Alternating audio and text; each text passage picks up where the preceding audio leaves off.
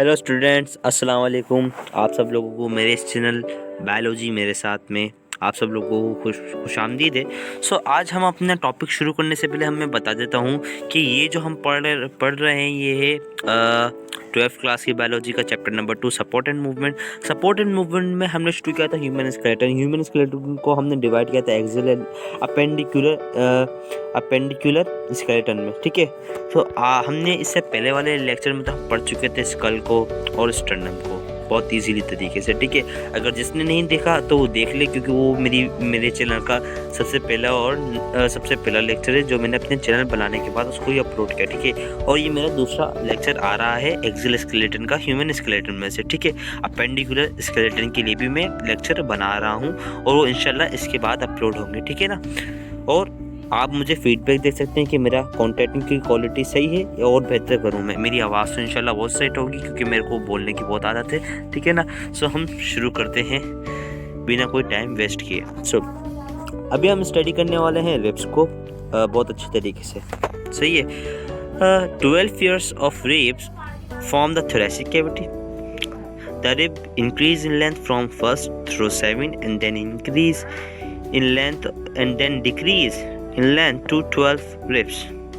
The first rib is smallest and most curved. The 7th rib is largest. अच्छा, इन सारों को मैं मतलब आपको समझा देता हूँ। ठीक है, जो उसका जो पहला सेंटेंस था उसको मैं आपको समझा देता हूँ कि जो रिब्स हैं हमारी नीचे 12 पेयर्स ऑफ रिब्स आप देख रहे हैं। इधर नंबरिंग भी आ रही है डायग्राम के अंदर 1 2। ठीक है, एक पेयर ये, एक ये रही, एक ये रही, दूसरी रिब ये रही, तीसरी रिब ये रही। ठीक है ना, चौथी रिब है। ठीक है, ये पेयर्स के अंदर काउंट की जाती है। और कितने पेयर्स हैं रिब्स के अंदर? 12। तो अगर आपसे कोई ऐसे क्वेश्चंस आस्क कर सकता है कि भाई हमारी थोरेसिक कैविटी के अंदर कितनी पसलियाँ होती है, तो आप बता सकते हैं कि 24 पसलियाँ होती है, क्योंकि पेयर्स हैं, एक इधर है एक इधर है। तो आप 12 को डबल कर लें तो 24 हड्डियाँ आएंगी रिब्स की। टोटल जो पसलियाँ होती है हमारे ह्यूमन के अंदर वो होती है 24। ठीक है, ये आपको आगे भी बताया जाएगा तो मैं आपको बता रहा हूँ। अच्छा, अब जो इसका जो दूसरा सेंटेंस था नोट्स का वो था कि the rib increase in length from the first. सही है। अच्छा, आप देख रहे हैं ये नीचे आते हुए इंक्रीज हो रही है। सही है, उसके बाद ये इंक्रीज कहाँ तक लगूंगी? सिर्फ 7 तक। ठीक है, सर मैं ऑलरेडी 9 में आ चुका हूँ। ठीक है, इस 7 तक इंक्रीज होगी, उसके पास वापस डिक्रीज होना शुरू हो जाएंगी ऐसे। ठीक है, क्यों इंक्रीज क्यों हो रही है इनकी? क्योंकि इनका डायमीटर, पहली का डायमीटर छोटा, उससे बड़ा, दूसरी का, तीसरी का उससे बड़ा, चौथी का। जितना बड़ा डायमीटर होगा तो लेंथ भी तो बढ़ेगी। ठीक है ना, तो लेंथ बढ़ने के बाद 7 तक बढ़ती है, उसके बाद वापस डिक्रीज होना शुरू हो जाती है। ठीक है, अच्छा, अब तीसरा सेंटेंस कहता है the first rib is smallest and most curve. ठीक है ना, आप देख रहे हैं, इसको मैं सबको मिटा देता हूँ। ठीक है, आप देख रहे हैं कि जो पहली जो रिब है वो सबसे ज़्यादा कर्व्ड है, बहुत ज़्यादा टर्न है, बहुत ज़्यादा घुमाव है इसके अंदर, और सबसे छोटी है। अगर आपसे कोई सवाल कर ले कि थोरेसिक केज के अंदर सबसे छोटी हड्डी कौन सी है, तो आप बता सकते हैं कि भाई पहली रिब्स है जो सबसे छोटी और मोस्ट कर्व्ड है। ठीक है, आप उसको सीधा सा आंसर कर सकते हैं। The 7th rib is the largest. जो सबसे बड़ी जो रिब्स होती है ना, पता है किससे सबसे बड़ी? देखिए पीछे से आ रही है, आपके वर्टिब्रल कॉलम से आके अटैच होके ये आके फिर स्टर्नम पे ज्वाइन कर रही है। कहाँ पे ज्वाइन कर रही है? फिर स्टर्नम पे आके ज्वाइन कर रही है। कितनी दूर से आ रही है, कितना बड़ा कर्व लिया है इसने। तो जाहिर सी बात है, जितना बड़ा कर्व मैंने बताया था तो उतनी ही ज़्यादा लेंथ होगी आपकी रिब्स की। ठीक है, और मैंने बता दिया आपको सब जो इस नोट्स में लिखा हुआ था। अब हम आगे चलते हैं। अच्छा स्टूडेंट्स, आपको नोट्स चाहिए हो तो आपको फिक्र करने की ज़रूरत नहीं है। मैं आपको इस वीडियो के YouTube पे अपलोड होने के बाद इंशाल्लाह मैं इसको अपने डिस्क्रिप्शन के अंदर PDF की फॉर्म में डाल दूंगा, आप इसको वहाँ से डाउनलोड कर सकते हैं इंशाल्लाह। ठीक है, अब हम हमारी रिब्स का शुरू कर रहे हैं। The 11th and 12th ribs called floating ribs. अच्छा, इसके अंदर 11th and 12th रिब्स जो है ना, उनको बोला गया है अपना फ्लोटिंग रिब्स। अब मैं आपको बताता हूँ कि इनको फ्लोटिंग रिब्स क्यों कहा गया है। सॉरी, ठीक है, अब हम यहाँ से मार्कर ले लेते हैं। ये 11th एंड ये 12th रिब्स। ठीक है, इनको फ्लोटिंग रिब्स इसलिए कहा गया है क्योंकि आगे स्टर्नम से ज्वाइन नहीं करती। आप देख रहे हैं कि जितनी भी 10 रिब्स हैं, 10 पेयर्स हैं, वो सब आके स्टर्नम से ज्वाइन कर रहे हैं। 11th एंड 12th रिब्स आके बिल्कुल भी ज्वाइन नहीं करती। ठीक है, वो वहीं पर ही रहती हैं, हाथ लग रहती हैं। और ये करती क्या है, ये आपकी किडनी की प्रोटेक्ट करती है, क्योंकि इस रीजन में आपके एब्डामन रीजन है ये आपका, ठीक है। इस रीजन के अंदर आपकी क्या होता है, किडनी होती है, सही। किडनी के बाद अच्छा, there are the 24 bones in thoracic cage. मैंने आपको पहले बता चुका हूँ कि थोरेसिक केज के अंदर कितनी बोन्स होती हैं, तकरीबन 24 बोन्स होती हैं। और रिब्स की पसलियों की तकरीबन 24 हड्डियाँ होती हैं, जो अपना पूरा थोरेसिक केज बनाती है। और हम बोलते हैं कि भाई 12 फेयर्स होते हैं किसके, हमारी रिब्स के, ठीक है ना। रिब्स के कितने पेयर्स होते हैं, 12 पेयर्स होते हैं। चलो अब हम अपने दूसरे लेक्चर की तरफ चलते हैं, दूसरी स्लाइड की तरफ चलते हैं, ठीक है। अच्छा, वर्टिब्रल कॉलम अब शुरू हुआ है, ठीक है। अब वर्टिब्रल कॉलम के लिए मैंने ये वाली डायग्राम मैंने अपने पहले भी लेक्चर में यूज़ की थी, तो मैंने सोचा इसको हम वापस यूज़ कर लें ताकि इसको हम रिलेट करा सकें कि ये हमारा एक्सियल स्केलेटन का ही चल रहा है पार्ट, ठीक है ना स्टूडेंट्स। सो बिना टाइम वेस्ट किए अब हम इसको शुरू करते हैं इसकी थोड़ी इंपॉर्टेंट मालूमात से। सो इसको हम हटा देते हैं। The vertebral column protect the spinal cord. आपको पता है स्पाइनल कॉर्ड क्या होती है, ठीक है ना। आपकी पूरी स्पाइनल कॉर्ड के स्टेम को प्रोटेक्ट करता हुआ आता है, ठीक है। आपकी इसके अंदर, हाँ, इस डायग्राम को देख लीजिए पीछे से यहाँ तक आपकी पूरी स्पाइनल कॉर्ड यहाँ पे होती है। कहाँ पे होती है, यहाँ पे, सॉरी, अच्छा, आपकी पूरी स्पाइनल कॉर्ड इस जगह पे होती है, जो आपके ब्रेन से आती है। स्टेम जो होती है ना, स्टेम ही लंबी होती हुई इस रीजन तक आ जाती है, ठीक है ना। फिर आके वो यहाँ पे आके जो हमारी जो स्पाइनल कॉर्ड होता है उसको प्रोटेक्ट कौन करती है, हमारी वर्टिब्रल कॉलम्स। अच्छा, अब हम चलते हैं हमारी इससे पहले वाली स्लाइड पे। अच्छा, vertebral columns also called backbone. Vertebral column को ही हम क्या बोलते हैं, हमारी बैकबोन ही बोलते हैं। It is about 71 centimetre long in average adult man. आपको पता है कि एक एवरेज एडल्ट मैन के अंदर 71 सेंटीमीटर लंबी होती है ये, ठीक है। और वुमेन के अंदर कितनी होती है, तकरीबन जो लॉन्ग होती है वो होती है इन एडल्ट फीमेल के अंदर, वो होती है 61 सेंटीमीटर लॉन्ग होती है। किसके अंदर, हमारे फीमेल के अंदर। तो हम अब चलते हैं एक और सेंटेंस की तरफ, वो क्या कहते हैं हम उसको भी समझते हैं। The total numbers of vertebrae during development is. अच्छा, ये बात हमारी बुक में भी लिखी है कि जो टोटल नंबर जो हमारी वर्टिब्रे के होते हैं वो होते हैं तो टोटल 33 होते हैं। कितनी होती हैं वो टोटल वर्टिब्रे, 33 होती है। After the fusions of the vertebrae they become 26 of vertebrae to form your vertebral column, ठीक है। अब हम अपनी दूसरी स्लाइड में इस सेंटेंस को, इस नोट्स को और अच्छे तरीके से समझेंगे, ठीक है। तो चलते हैं। एज अ चाइल्ड ग्रोज, जैसे बच्चा बड़ा होता है, the numbers of vertebrae reduce because of fusions of sacral and coccyx. अच्छा, sacral and coccyx regions vertebras, अच्छा फ्यूजन्स होती हैं उन वर्टिब्रेस की जो अपना सैक्रल एंड कोकैक्स रीजन में होती है। जो सैक्रल में इसको मैंने सैक्रल इसको यूज़ किया है क्योंकि अभी फ्यूज़ नहीं हुई, जब फ्यूज़ होंगी तो उनका नाम आ जाएगा सैक्रम, जो क्या कहलाएंगी। अच्छा, आफ्टर द फ्यूजन ये कहलाती है क्या है आपकी, सैक्रम। हम यहाँ से पहले ले लेते हैं। सो ये आफ्टर द फ्यूजन ये कहलाती है आपकी सैक्रम। ये तकरीबन टोटल होती कितनी है, तकरीबन 5 वर्टिब्रे से मिलके बनी होती है। कितनी वर्टिब्रे से, 5 वर्टिब्रे से, ठीक है ना। इधर जगह नहीं है, सो आपको मैं मुंह से बताता हुआ जा रहा हूँ कि 5 वर्टिब्रे से मिलके बनी हुई होती है,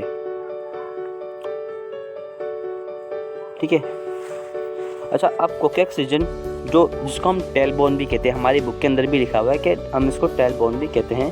सो ये रही हमारी ये कोकैक्स रीजन वाली, ये थी हमारी सैक्रम रीजन वाली, ठीक है।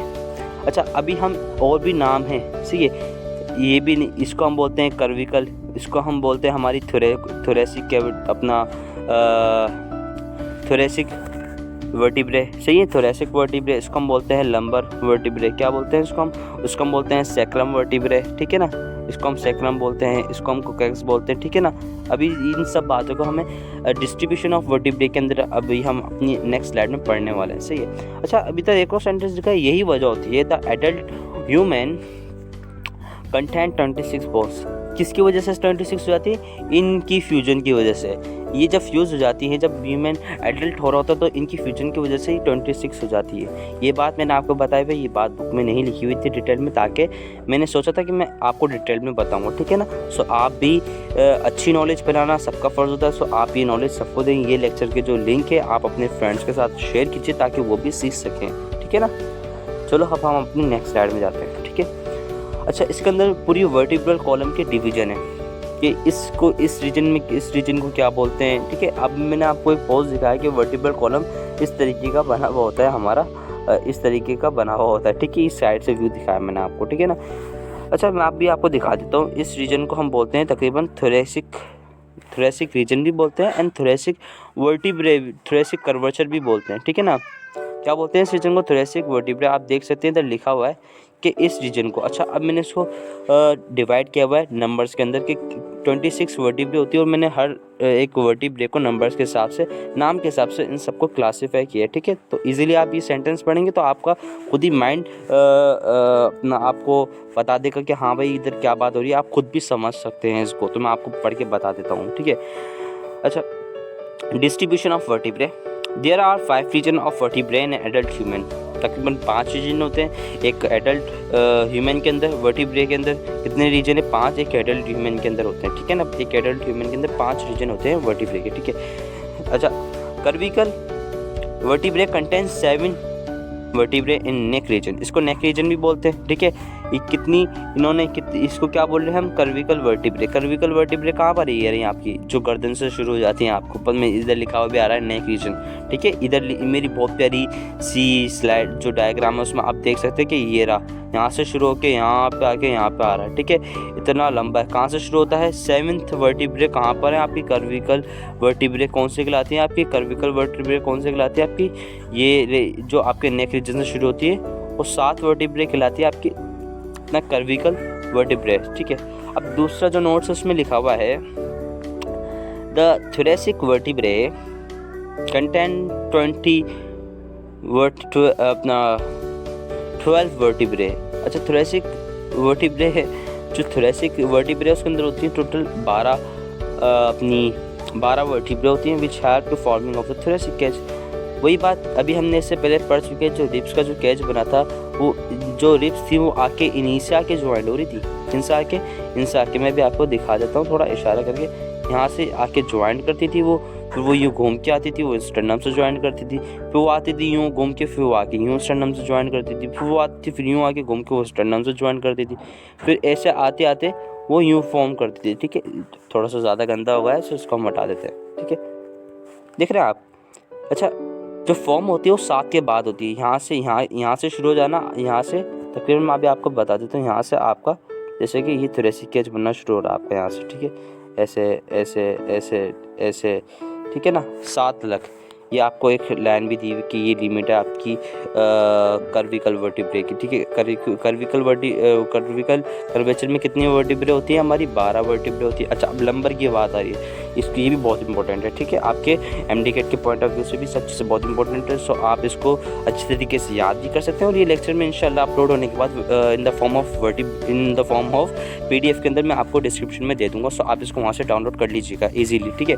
So lumbar vertebrae contain 5 vertebrae which support lower back, जो आपकी इस जगह को सपोर्ट करती है, इस जगह को मैंने आपको इसमें आप देख सकते हैं इजीली। सॉरी, इसको मैं सेट कर लेता हूँ। सो ये रही आपकी लंबर, सॉरी, ठीक है, ये रही आपकी लंबर वर्टिब्रे।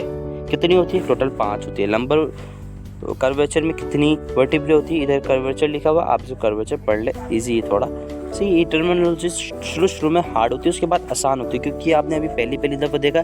आप इसको याद करेंगे, ह्यूमन माइंड की तो बहुत ज़्यादा कैपेबिलिटी है, आप जितना याद करेंगे वो उसको एक्सेप्ट करेगा। बट एक नीड होती है, एक आपको एक ज़रूरत होती है कि आप उसको बार बार पढ़ने के बाद आपकी प्रैक्टिस बहुत ज़्यादा अच्छी हो जाएगी, तो आप इजीली उसको अंडरस्टैंड कर सकते हैं। इनफैक्ट आप उसको समझा भी सकते हैं। आप समझाएंगे तो आपकी ग्रिप और ज़्यादा उस सब्जेक्ट पे आएगी। सही है ना। तो आप ऐसा कीजिए कि आप खुद भी पढ़ें, दूसरों को भी पढ़ाएं। सो आप खुद भी अपने कॉलेज में जाके, अपने स्कूल में जाके इजीली सबको पढ़ा सकते हैं, ठीक है ना। ठीक है स्टूडेंट्स, तो अब मैं आपको बता रहा हूँ कि जो लंबर वर्टिब्रे होती हैं उसके अंदर 5 वर्टिब्रे होती हैं लंबर कर्वेचर के अंदर, जो मैंने अभी आपको इशारे से बता दिया। वो यहाँ से यहाँ तक के जो आपका लंबर रीजन बना रही हैं, ठीक है ना। अच्छा, अब दूसरी बात, अब जो चौथा नोट कहता है वो हमारा कहता है कि one sacrum vertebrae which form, sorry, अच्छा ये रहा, कहाँ गया, हाँ, one sacrum vertebrae which form after 5 fused bone sacral vertebrae. अच्छा, जो एक होती है हमारी सैक्रल वर्टिब्रे वो होती है बहुत बड़ी, ठीक है ना, जो मिलके बनी होती है 5 फ्यूज्ड सैक्रल वर्टिब्रे। मैंने आपको बताया था ना, after the fusion is called the, after the, sorry इसको मैं हटा देता हूँ, ठीक है, आफ्टर द फ्यूजन, ठीक है ना, after the fusion of the sacral vertebrae is called the sacrum. ये हमारी बुक में नहीं लिखा हो, लेकिन मैं आपको बता रहा हूँ कि सैक्रम क्यों कहा गया है, क्योंकि इसके अंदर सैक्रल वर्टिब्रे थे। सैक्रल वर्टिब्रे कितनी थी हमारे पास, टोटल थी 5, ठीक है ना। उन 5 वर्टिब्रे की फ्यूजन के बाद इसने क्या बनाया, एक हमारा एक बनाया इसने, सॉरी इसको हटा देता हूँ, उन्होंने एक बनाया हमारा सैक्रम वर्टिब्रे, ठीक है, और ये थी बहुत बड़ी, इसको मैं आपको हाईलाइट कर देता हूँ, ये रही, ठीक है। और जो सबसे छोटी है वो ये रही, ठीक है ना, कोकेक्स, इसको मैंने हाईलाइट कर दिया, थोड़ा गंदी हो गई, इसको मैं हटा देता हूँ, ये वाली, ठीक है ना। ये one coccyx vertebrae which form after four fused coccygeal vertebrae. इनका भी ये हाल है जैसे सैक्रल में था, सैक्रल में 4-5 फ्यूज्ड हुई तो वो बन गई वन सैक्रम। अब इसके अंदर 4 कोकेचल फ्यूज्ड हुई तो ये बन गई वन कोकेचल। इसको टेलबोन भी कहते हैं, इसको क्या बोलते हैं, टेलबोन, हमारी बुक में लिखा हुआ है, ठीक है ना। सो अगर आपको मेरा ये चैनल, मेरी ये जो चैनल के अंदर जो लेक्चर अच्छे लगे तो काइंडली इसको अपना फैलाइए, इसको शेयर कीजिए अपने व्हाट्सएप ग्रुप्स पे, अपने इंस्टाग्राम पे से ही अपनी क्लास के अंदर सबको बताइए, ठीक है ना। तो स्टूडेंट्स, आप मुझे और मेरे चैनल को इजाज़त दीजिए, ताकि अब हम आएंगे दूसरी वीडियो के साथ। अपेंडिकुलर स्केलेटन को अब हम स्टडी करेंगे डिटेल में इसी तरीके के नोट्स के साथ। अगर आपको नोट्स चाहिए तो आप मेरी डिस्क्रिप्शन से जाके नोट्स दे सकते हैं। अगर आपको मेरा चैनल पसंद आया तो काइंडली इसको सब्सक्राइब ज़रूर कीजिए, ज़रूर करना, ताकि आप इजीली इसको अंडरस्टैंड कर सकें, और दोस्तों को भी लाजिम बताइएगा, क्योंकि ऐसी बातें छुपाने की नहीं होती, ठीक है ना फ्रेंड्स। अल्लाह हाफिज़, मुझे इजाज़त दीजिए, मेरे साथ बायोलॉजी मेरे साथ, अल्लाह हाफिज़।